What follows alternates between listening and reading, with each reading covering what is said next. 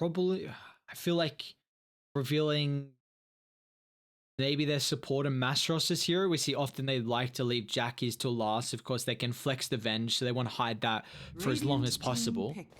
And Tree will be revealed. They don't have the greatest push on SMG already. Enchantress. And Enchantress, okay, I really like that Enchantress pick. A great way to deal with the Elder Titan in the lane and just to further protect the Terrorblade as well. And also, really want to highlight, I know I've been saying a couple times that I'm a huge fan of this Venge Tree combo in the off lane. That is a really hard lane.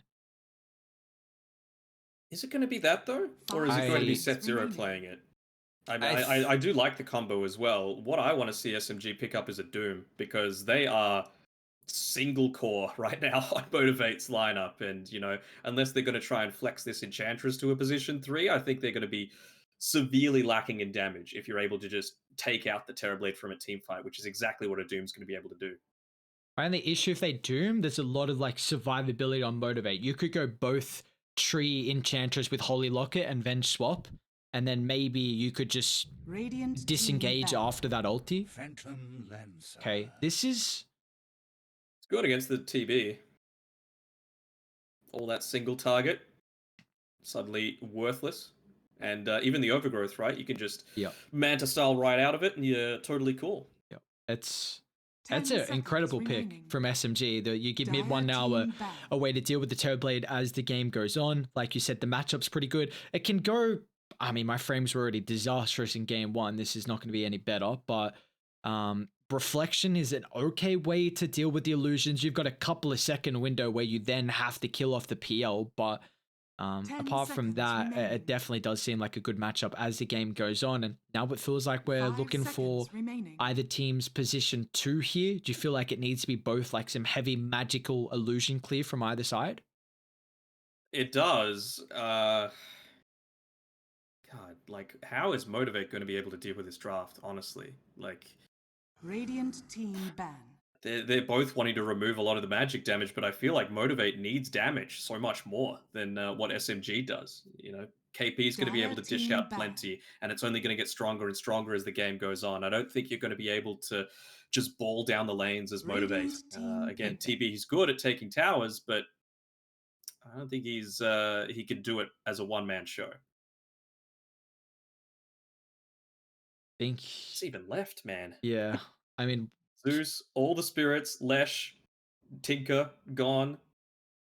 10 Death Prophet's not that remaining. great. Tell me if something's picked. I'm looking through the hero list. Remaining. Yeah. So SMG do lack ways to take towers. So I wonder if they can go into the DP like you're thinking of. Gives you a bit of a tankier hero before the PL comes online. Can scale pretty well into the late game as well. And it's a Moon staple. We're looking for Motivate still at the moment. So they're looking for... Have you seen anything so far? I'm going to keep rambling. Not really. Yeah. Is Puck in the pool? Puck's not horrible. It's for Motivate. We've seen some people try, like, okay, back into the Conquer. Okay. Do you not just Wyvern? Man, this looks like such a good Wyvern game. It's a pretty good It's an incredible Wyvern game. Mm-hmm. The only thing that's going to be able to go through it is Impetus, basically, and Overgrowth. 10 seconds remaining. And Moon is still playing the heroes at 2. Very situational, but he is doing it. Storm gone, Ember gone, Void gone. Where do they go? There we go. We were calling for quite a while. Like that they ended up going for the Winter Wyvern here. So again, we've got the Conquer. This time it's the 23rd pick, not the 24th. And will be again played from Fearless. It looks like Motivate. Again. And it's not even being the lane that you want, right? Q and Masteros, they're going to be going together. Unless they do a switch up. So the Trio Protector not paired together with a Vengeful Spirit. Do you feel like that's a bit of an error? I think that it's just they want Q on the Enchantress. Maybe they want a little bit more farm for the Ench, and I think they'll still put the Ench Tree Terrorblade together just because it's an Elder Titan offlane. Like I think you have to put Q in that matchup. That felt like the main reason why they drafted the Enchantress. So I would be incredibly surprised if Motivate don't go Venge Tree and Terrorblade Enchantress together. I'm still pretty confident in SMG though. I feel like they're lacking damage. The damage that they do have is almost entirely physical. You've got a Elder Titan to eventually deal with a Terrorblade. And Moon is probably just going to pop off, and really nothing outside of the Conquer to deal with a Phantom Lancer. So I would say this is like an 80-20 draft going SMG's favor. This is going to be a really, really slow game. I'm letting everyone know that this game is it's going to take some time for people to come online. Get a drink. Yeah, it's going to be a slow one. There's no playmakers at all. Tree Enchantress, they're not going to do anything. Maybe Conquer rotations with his boat whenever he wants to. Venge needs Aghanims. That's super slow. I mean, you've got a Bloodseeker, Pango support duo, so Pango needs level 6. KP's going Midas whenever he's playing the ET. We've seen Wyvern go like Boots of Travel, Witchblade, Ags. Might be a little bit different with the Witchblade. I haven't seen Moon's recent itemization, but maybe because of the slow game, I think Fearless might go Radiance. We saw it our first day playing of casting. Sorry, it was I think Dreammaker, Nevermind on the Tidehunter went Radiance to deal with Yangon's Phantom Lancer. It didn't work out. This could be like the no one build where often we see the Conquer going for that really greedy, treads double brace, so you're super tanky into the Radiance. I feel like he can get away with it, and I think they need magic damage to help deal with the PL, and it's nice as well because going to the Cold Embrace. Mm-hmm. It's going to be rough for Motivate. I mean, if they're able to pull this off, all props to them. But I'm not really feeling it. I'm going to be totally honest. I mean, in the laning stage, at least, you're going to have Fearless, who is in the mid lane. Yeah, he'll take a bunch of damage, but you've got a heavy right-click advantage over the Winter Wyvern super early on. So he just needs to absolutely dumpster like the first 3 waves and build up a nice little net worth advantage for himself. Oh, they're going to run into Masaros up here. What's the vision like? They can't see him. They finally do. Slow. Is it enough? Yes, it is. Poor Masaros. It's a tough life to be living. Giving up first blood this early, and it's also Moon to claim it as well. So that's making it even worse. And how do you feel like this mid-match is going to fare between Fearless and Moon? Do you think it's now a little bit more difficult? Now it's going to be a lot more difficult, yeah.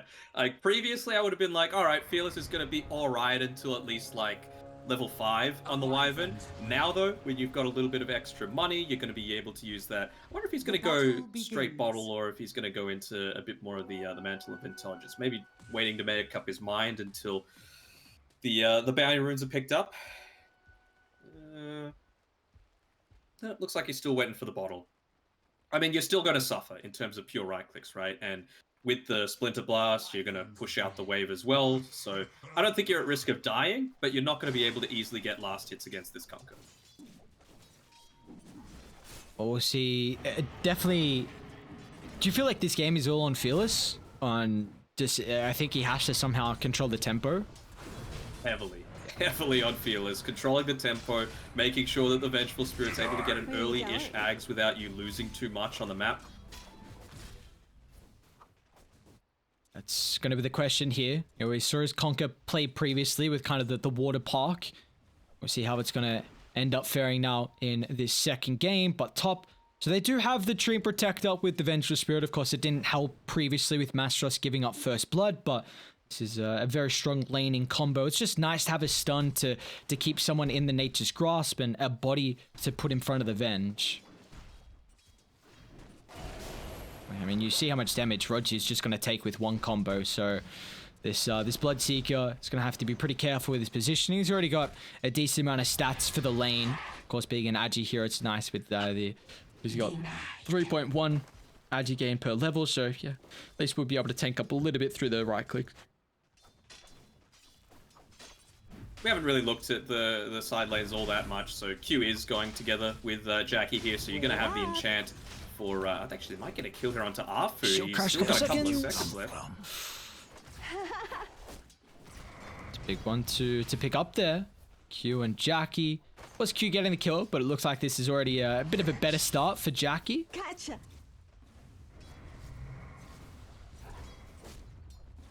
And, Q's one of those heroes that, again, Enchantress, for the longest time, and honestly it still is one of the best laning heroes in the game, just being able to consistently put out some harass onto KP so that, again, Jackie has a good start on the kill on the top side. And Afu might be in a little bit of trouble here. He actually gets the shield crash removed as well. That's one of the other factors, that it's dispellable. So suddenly, your 30% damage reduction when it hits onto 2, sorry, not that effective. Damn, that's huge value. Didn't even think about that. I was really looking at it for the Elder Titan, but now I'm even happier that Q's in this lane at the moment. And it's a really strong combo as well, because the Turboblade can be a little bit squishier in the lane, but you just put the Enchantress in front of him, who almost plays like a melee in some way. Top aggression, continuing on as Rogi, getting body blocked a little bit here, so it's going to tank up a little bit more damage than he was hoping for the Nature's Grasp, but MG.Trust with this low attack range won't claim the kill, and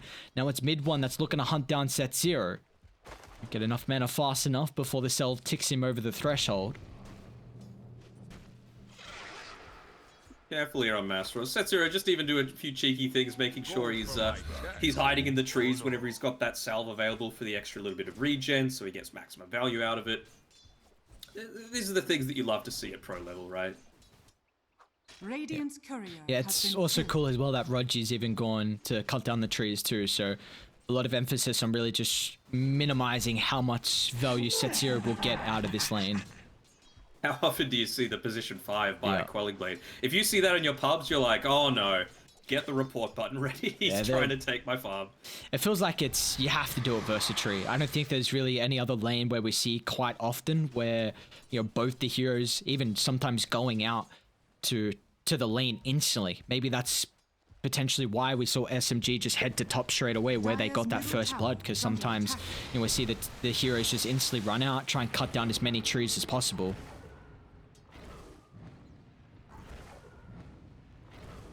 But for mid, and Fearless having a great time. Feels like it's to be expected in the early levels. The Wyvern does have pretty hefty issues with his right-click damage, but once Moon is able to get kind of the first set of items, he's got pretty good intel gain as well, 3.6. So now that he's level 5, he's got 65 damage, can really combine that with the Splinter Blast to secure CSing a little bit easier. So he should be able to stack up his at least laning stage prowess top. Another kill though, Rogi and MG.Trust continuing, and this is really why I wanted to see this lane combo when it's coming to fruition perfectly. Until he gets that boots of speed, he is going to be quite vulnerable to getting caught under a lot of this. I wonder if we'll see the same sort of build. Actually, it's 2 points in Nature's Grasp there for Set Zero. Oftentimes, you like to see the Leech Seed maxed out, particularly, I mean, it's not going to be good to target mid one down, I suppose, so maybe that's why they want to go a bit more into the Nature's Grasp for the slow that's going to affect everyone. But, if you're just trying to bully Rogi as much as possible, I feel like Leech Seed's the better alternative. And that's twice now that Jackie's boots have died. Wow. First it was just the brown boots, and now it's the full power treads. Really getting maximum value out of that Observer Ward that's just died to the south of the outpost there. It was up on the cliff, so very unconventional spot.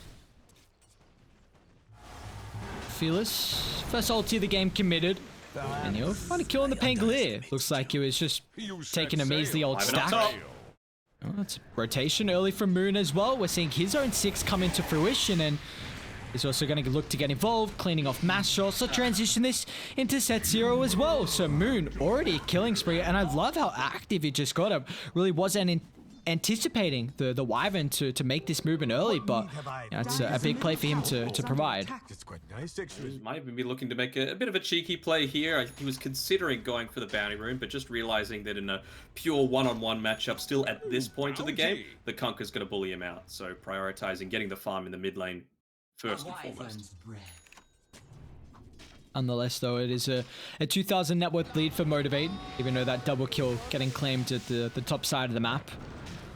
Fearless getting a little bit of bullying onto him. It's not going to be enough, though. There you go. He does have the Radiance queued up, so he's gone phase. I said treads. Phase does similar, but you got a fair few slows to be able to affect him, so. We'll get to the stage. Just this year again. I mean, we feel like we're kind of lucky we got 8 kills. Although the lanes can be pretty aggressive with the setup, but I really want to see how both teams are going to be able to prioritize now their supports and their experience, because I think in particular for SMG, the Pangoliers is super important. If you can get a relatively decent timing in level 6, then Arfu can make some plays with the Rolling Thunder. Like, what do you do with Moon, though? The Wyvern doesn't seem like a hero that can kind of take some stacks, but it's still not the easiest. Yeah, not to the same extent. It needs to be much more of these small camps as opposed to anything like Ancients or hard camps. You just end up spending way too much time otherwise. What you are really good at is defending towers, like he's doing now. You know, you can just sit yourself in the trees. They don't have any insane gap close right now, so without the Vengeful Spirit being there with the swap, even, you know, super early on with a small cast range, you're going to be able to prevent a lot of this damage coming in onto your side of the map. And this is one thing that Motivate have an advantage of with their tower siege from Jackie. He can definitely get involved a little bit earlier on just because of their survivability with their supports, and, you know, also the Conquer run buff as well, and he can kind of just play the front line. So if they want to use meta at an early stage to maybe get some advantage in towers, SMG will definitely not have this in their own arsenal. As Fearless, they're actually going to mirror the movement from Moon down bot. It is a curse on both the creeps, so they're going to get the full duration to set up for KP's ultimate. They really need this Arctic Burn to bring Fearless down, though, with that % damage, but they don't have the extra stuns to kind of halt him in that retreat.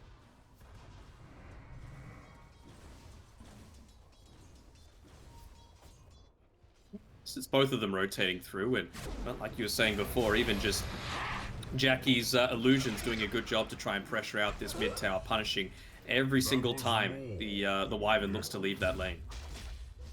Just another kill picked up for MG.Trust. It's actually set 0, apologies finding it, but nonetheless, MG.Trust is farming incredibly well here with the Vengeful Spirit, already one component, 640 gold in the bank, this tower getting claimed, and it's exactly the movement I was speaking about. Just bring Jackie up top, pop the meta, and this is going to be an easy tower claimed, and Radiant have a very strong ward as well in the proximity by Dire's outpost up top to see if there's any reinforcements coming over to protect it. So this will be a free tower, though, for Motivate.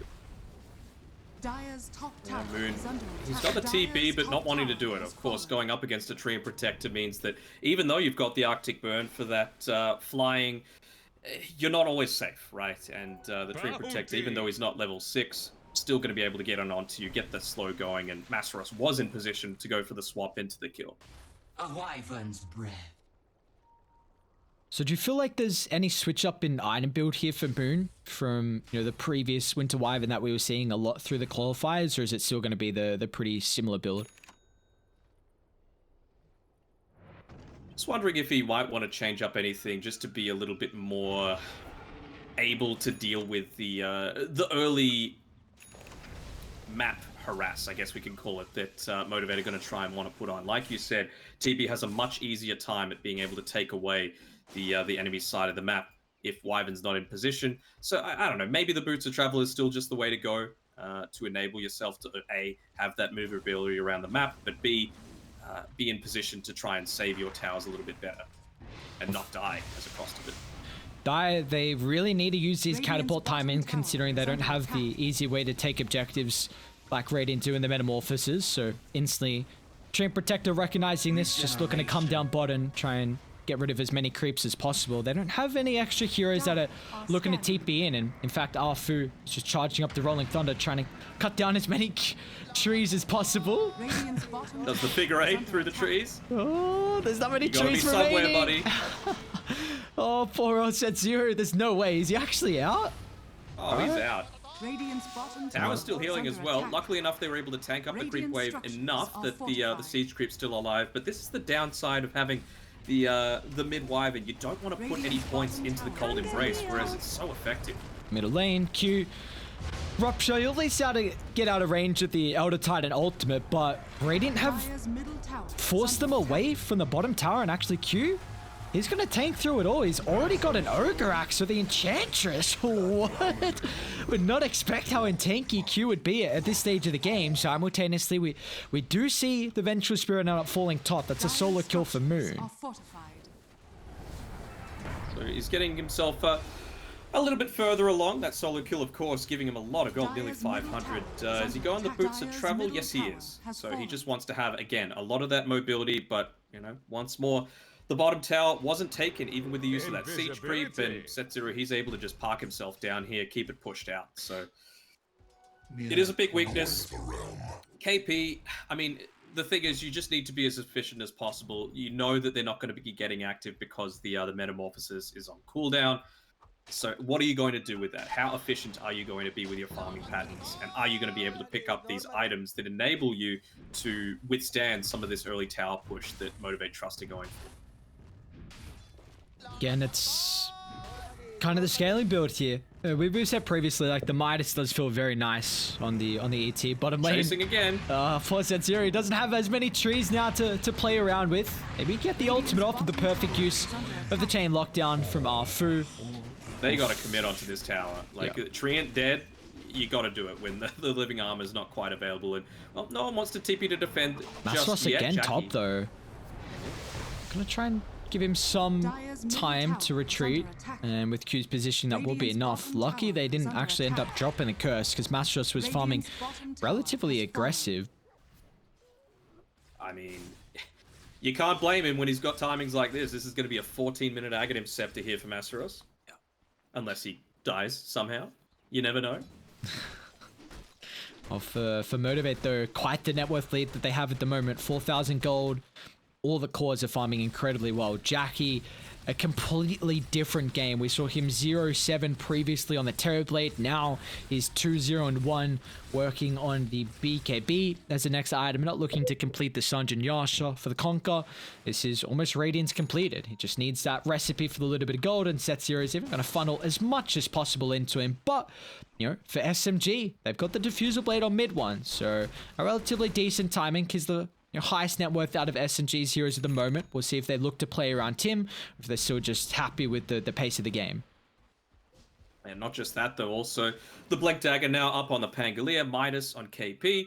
So, you know, the scaling potential has been secured somewhat, but just have a look at KP's net worth. Obviously having a much harder time with the pickup of that Enchantress, countering both of the heroes that were sitting down in that lane.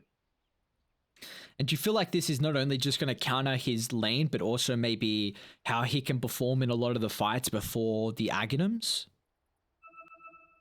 I think so. You know, the Aghanim Scepter is, of course, very effective against a lot of these lineups. And like we mentioned, you do need to be getting right up in their face to be able to deal with this Terrorblade. You know, get through a lot of his armor. The PL obviously wants to be in there as well to be able to burst him down. But if you don't have that, then suddenly the TB is very survivable. So I'm very impressed with how much Motivate were able to get out of this early game. I thought, you know, they would have a good time, but a 5k net worth lead, 14 minutes in, Aghanim Scepter only 200 gold away on Massaros, multiple kills on that bottom side of the map that I wasn't quite expecting, so very well done by them.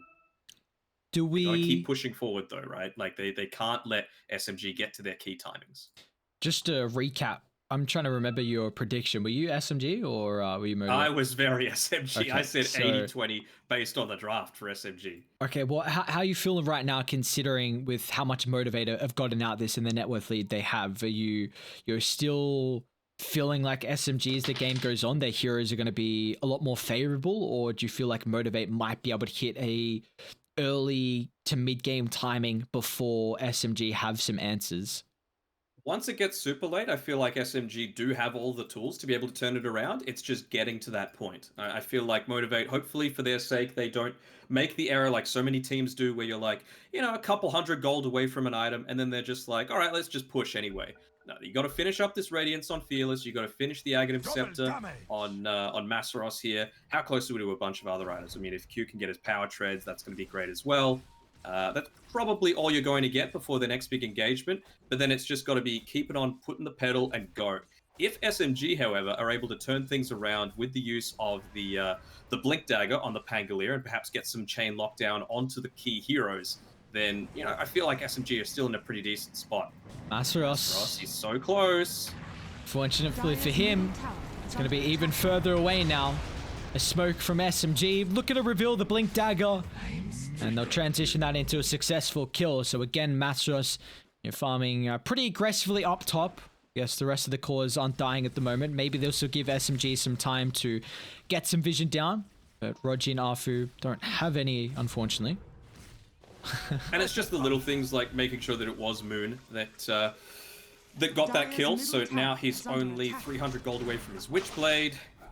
Wait up. It's going to be pretty key here as Afu is just going to be able to get the TP away in time.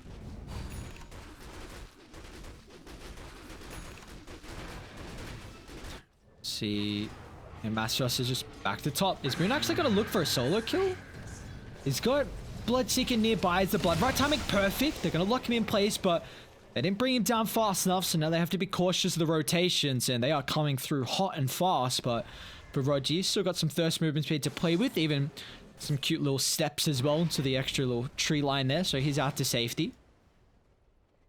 My big issue now for SMG though is like, where do they farm? Because KP obviously he wants to be farming almost exclusively. He's going to go into the Aghanim Scepter. They're going to be heavily prioritizing that for him because that's how you're going to contest against this Terrorblade. And PL, of course, he just needs to continue farming on mid one. He's already got the Diffusal Blade and the Yasha, but where does that really leave Moon to be able to farm? You're not great at taking Ancient stacks. Maybe he's just going to need to go for some really ballsy plays, try and get some of those solo pickoffs with the use of the Witchblade that he's now got coming out to him, but well, that's pretty heavily contested if they just group up together on Motivate.Trust, which now they can, because they've got the Radiance and they've got the Aghanim Scepter on MG.Trust. It's nice at least for SMG that they do have the catapult timing, so this bottom tower will fall a little bit faster than what it would have previously. But if Radiant can take the tower top at a rate where maybe they can get down to bottom, look to defend, and well, in fact, MG.Trust is already trying to set up. They've got a really strong ward on the high ground that's scouting out a lot of the positioning. Unfortunately for Q, is going to be the initial target.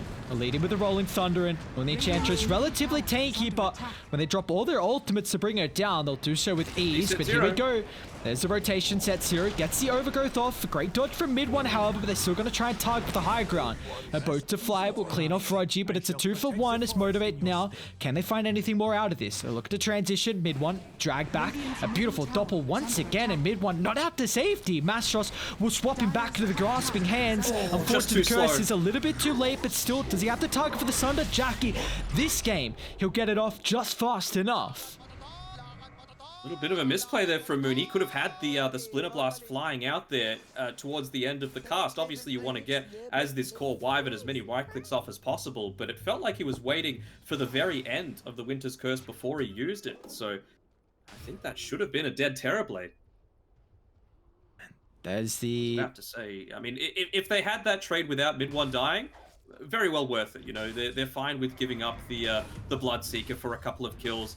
They didn't end up getting the tower, though. That's the big differential, right? Yep. And we can see here the little guarded sprites, whatever you want to call them, just dancing around it, making sure to heal it perfectly up to full HP. And again, it's just showing how poor of a siege SMG have. I was saying maybe they could do it fast with the catapult, but oh, KP, man, he's trying to get any little farm he can get.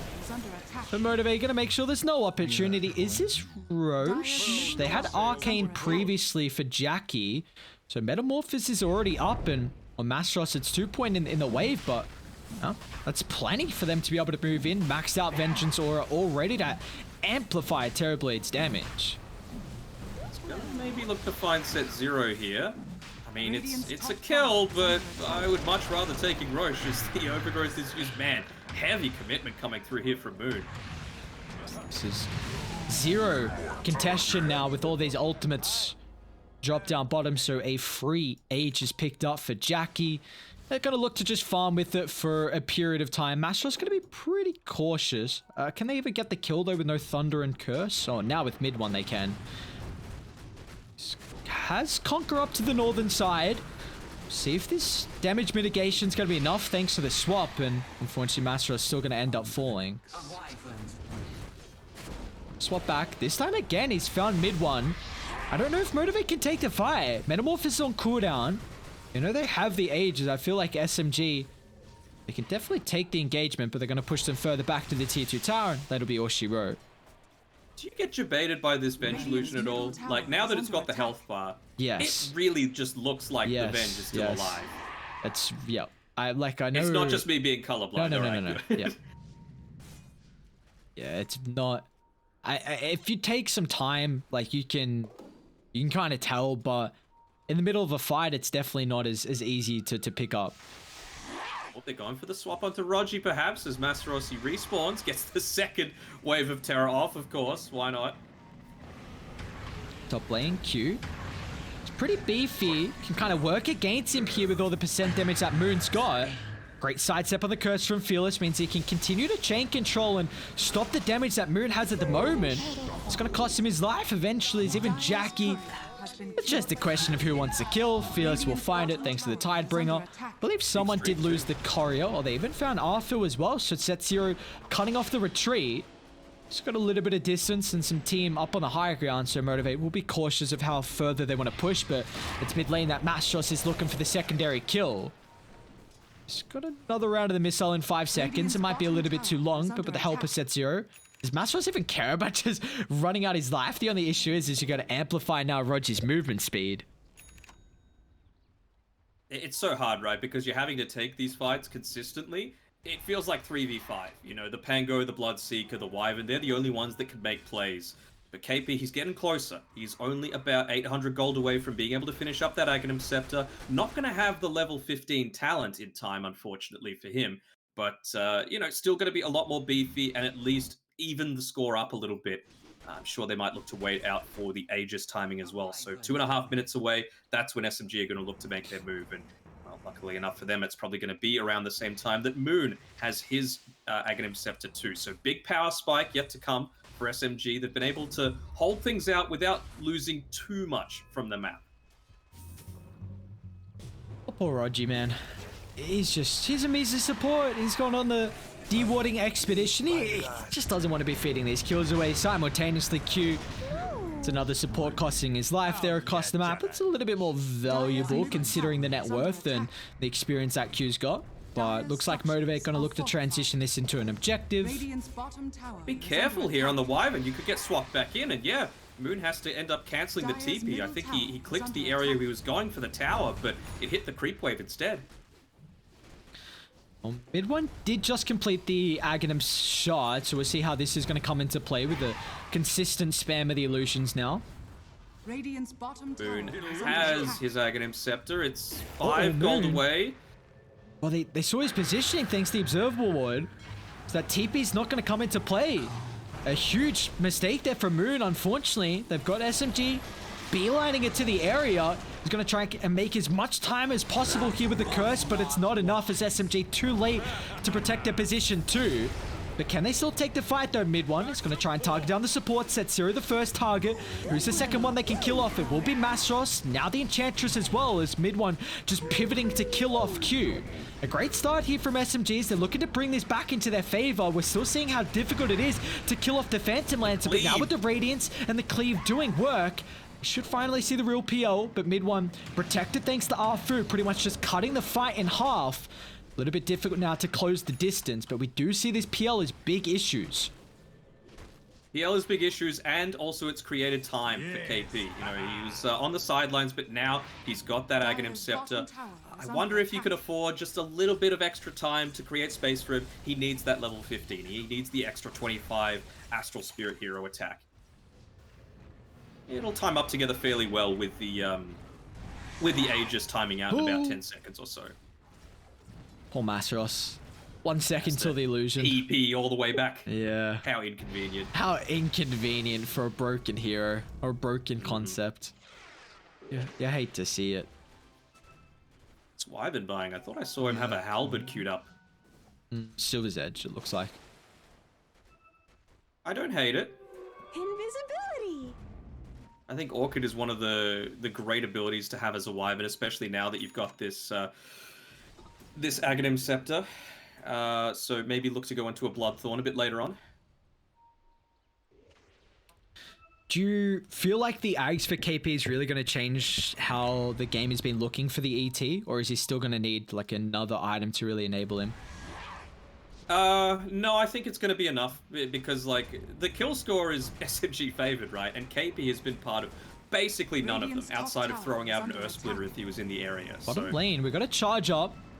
Nice blink away from But Arfu's still hunting. Swap Fearless pops the BKB, so a little bit of miscommunication. Maybe didn't need to use the magic immunity there, but they'll drag back Moon. Still great time in the cold embrace. Gotta be careful if they clump up for a curse. As Moon's looking for the angle in, they'll chuck out the Earth Splitter as well, but Fearless KP's now here. the priority. Let's see what KP can really do with the fresh Aghanims. Trying to chunk him down at the moment. They're kiting him to a decent level. Fearless somehow keeping his life with the mischance for the Radiance, but still, it's a free fight for mid one. As simultaneously in the lane, he can just clean off all the other components of the draft for Motivate. Now they can go back for Jackie. He can't find the real Phantom Lancer. It's going to take him so much time, so he has to attempt a TP out. He'll just make it, but SMG feel like they are finally online.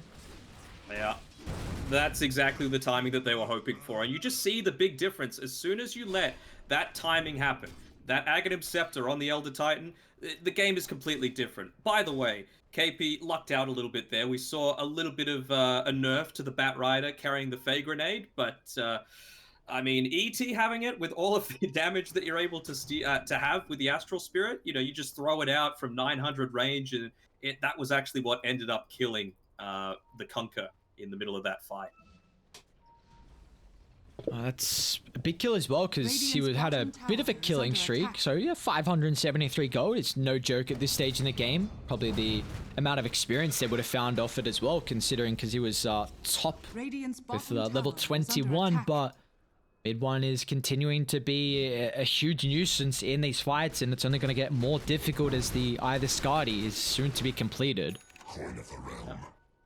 Honestly, it's a little item, but Phase Boots is actually incredibly important for KP, just to make sure that he can consistently stay on this Terrorblade, and hell, even just the armor component that it gives. You saw that when he was trying to tank up with the, I think he had 4 heroes hit by his Astral Spirit, he was still getting chunked down a fair amount by the Conqueror and the TB, so that extra 4 armor is going to do a fair amount.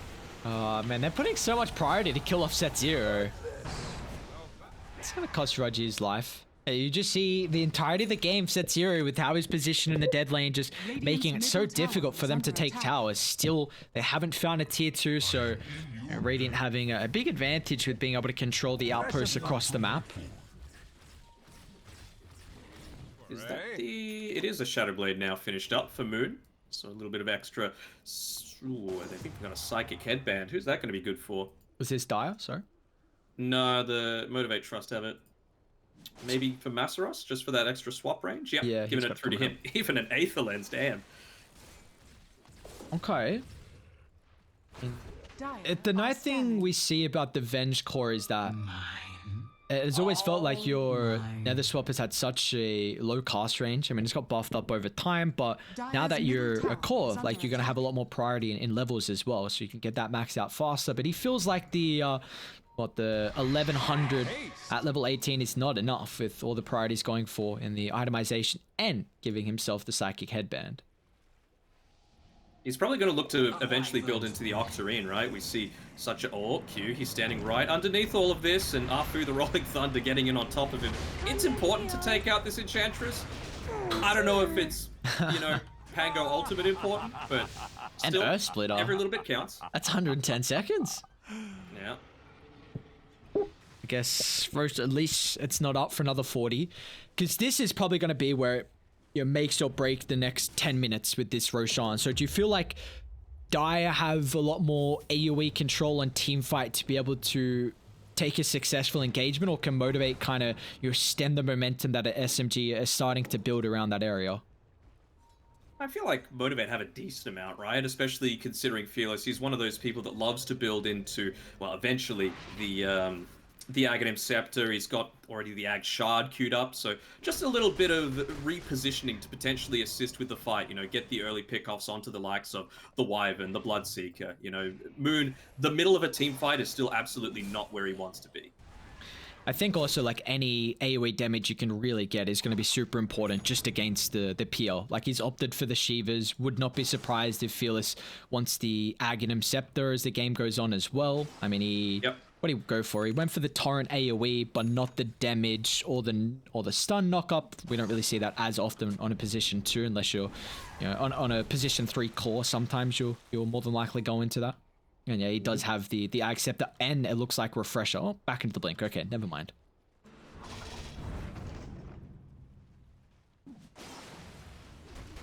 right? Does he have a... He's got the BKB on Fearless.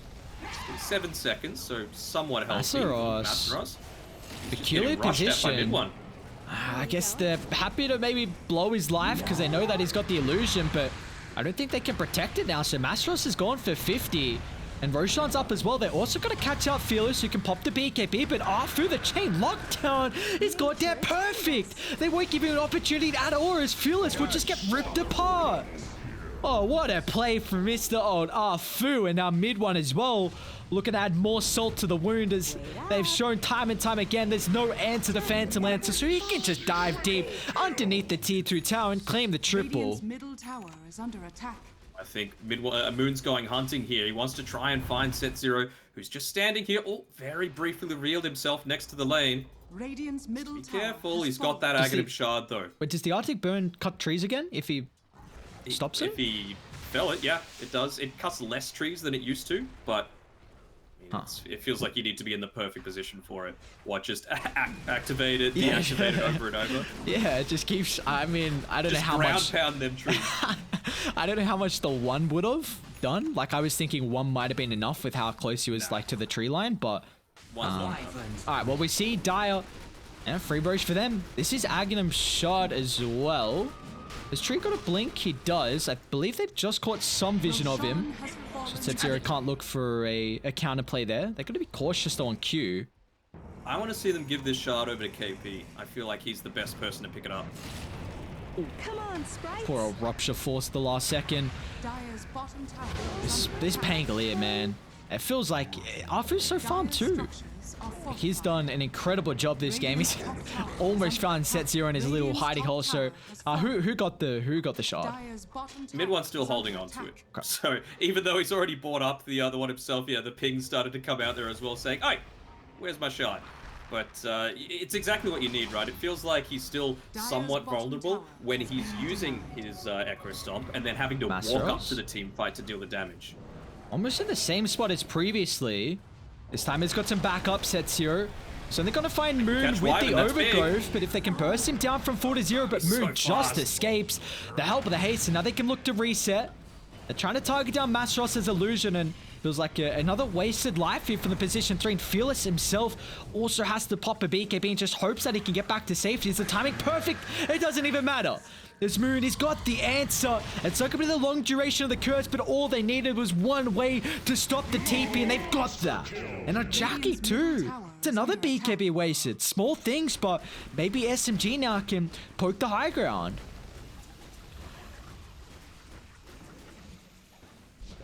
Okay, they ended up giving it over to KP. So Aghanim Shard now up on him. So look out for him to be using the Echo Stomp in onto the Terrorblade after he's made sure to connect with the Astral Spirit onto everyone's. Because that'll enable him to be right there, right in the center of the team fight, and immediately get that minus armor going. Radiant's middle tower has fallen. Mid one level 25, Doppel cooldown. After he's even just going to make sure they're not looking to instantly jump in with that high ground. And you see, they're going to kind of bring everyone to right click it, even KP. Swap him? Oh, they even put the Lotus Orb onto him. Very nicely done there. Well, Masaros will swap now, but another life just getting fed away, and KP's going to rip him apart. They're on top of Jackie. Early use of the Sun to the mana gone. The health about to be gone as well. Jackie, goodbye on the Terrorblade, and goodbye on Q as well. SMG hit their timings, and they hit him in stride. Now time for the tier 4 towers. I mean, you got a buyback, it doesn't matter. Meta's on cooldown.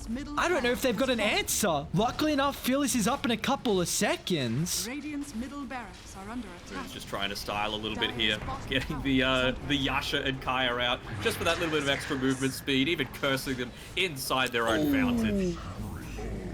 So much damage. Well, Fearless, here's the attempt.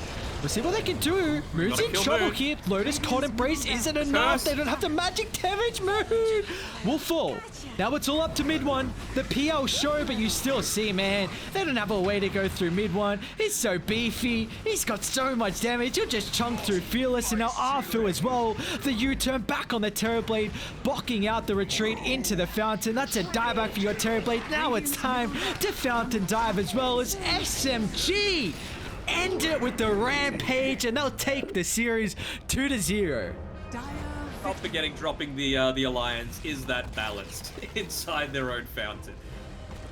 I'll be honest, I'm breathing a sigh of relief because that first 10-15 minutes went a little better from Motivate than I was thinking. But SMG, everything that was good about their draft, they executed perfectly. Unfortunately for Motivate, they weren't able to take enough out of the map, which is surprising, right? Like they got first Roche, they got 2 tier 2 towers, all 3 tier 1 towers, but it just wasn't enough. You know, they weren't able to put enough pressure onto KP in particular to delay out his Aghanim Scepter timing. And it really felt like that was all they were lacking. Someone to stand in on the front lines, tank up the damage, reduce the TB survivability, and then allow Moon to just sit at the back like an artillery cannon. And I mean, that's even not even taking into account mid one, right? And Afu creating a ton of space as well. So yeah, very nice win coming out for SMG. The 80-20 prediction, safe. Safe and sound. It feels like maybe the background, the six man here once again. You've got this feeling with you. We saw it in I-League. Some of the backgrounds were helping out particular teams, and now you got the CEO just enabling Moon with his 9-3-13 performance in SMG overall. I'll ask it again. I guess, I mean, you said 80-20 in the draft. Do you feel like still that was a similar case with how Motivate were playing early, or were really the weaknesses highlighted once we saw kind of the mid to late game? I think perhaps they could have put a bit more emphasis onto making sure Masaros lived, right? Because I highlighted the fact that at the, I think it was 13.5 minute mark, that he was going to have a 14-minute Aghanim Scepter, but he didn't end up picking it up until like nearly 17 minutes, basically, because of the amount of times that they were able to gank him in that key little window there. So I think if you perhaps come online that 2, 3, 4 minutes earlier, then you know you're able to get another objective. You're able to start going up onto the high ground, start to perhaps put a bit more defensive pressure, force someone like KP to come back and actually do something, as opposed to just sit onto the other side of the map and continue to farm. Yeah, well, for SMG, they are continuing with their momentum, man. They are looking incredibly strong. It's been like a bit of a hot and cold streak for them over the past month, but they are looking dominant, to say the least. I mean, they are now 10-2. They played a lot of their series already. I mean, they've still got one versus Dreammaker, Boom, and Galaxy Racer. Man, Boom is going to be exciting. That's a hell of a series to watch. And in fact, we also get to cover Boom as our next one. They're going to be taking on Dreammaker. So we'll see Boom can reclaim their top spot. I think they're actually 3 wins behind now, so at least furthering their positioning in the top 4. And for Dreammaker, currently they're in 6th place. So the open qualifiers team, we'll see if they can take it up against the newly formed Boom roster, who are looking incredibly strong as well. It's going to be about a 15-minute break, and when we return, more BTS Pro Series Season 8 action.